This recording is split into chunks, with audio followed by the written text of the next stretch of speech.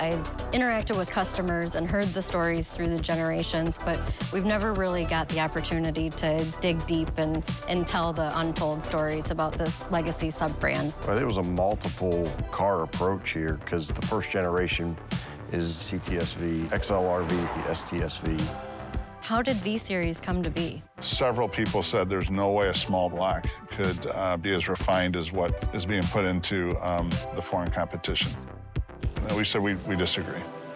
What was the biggest hurdle bringing the first V-Series ever into production? We were trying to do it really fast. I think it was about 18 months from the time we said go until the time we were ready to roll into production. Why was racing the car before it entered production so important to us? Setting the expectation, what is V-Series? From day one, the integration of the vehicle to be sophisticated in how it handles, brakes in a turn. How does it perform and set itself apart when you have that kind of power? If you were going to compete with the Germans, you had to go to Germany. You have to go to driver's school and get certified to be a driver on the Nürburgring. So all of the drivers that went over there for school were level 3 drivers, the best that General Motors could do. I have that license mounted in a frame and in a real obvious spot in my home. I'm very proud of it. We developed the base CTS at the Nürburgring, and when we first started, the engines weren't ready and everything, and so we would be on the Nürburgring with maybe 160 horsepower. There's a section of the Nürburgring when you climb up out of Bergwerks, it's uphill all the way. It's in a 160 horsepower car. You can check your watch, check the gauges and all that stuff, and then even when you jump forward and add 100 horsepower for the CTSV, that is no longer a relaxed part of the track.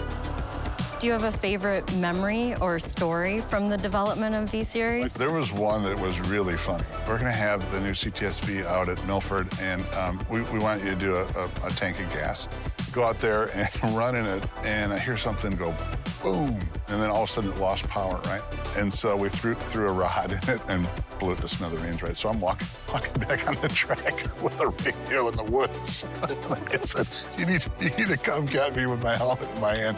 I remember seeing Chuck Tomlinson at his desk had this set up to try to get a transfer pump to work in the STSV and pump fuel from one side to the next and all these buckets, and it looked like a mad scientist on his desk trying to figure that out because the Northstar required so much more fuel.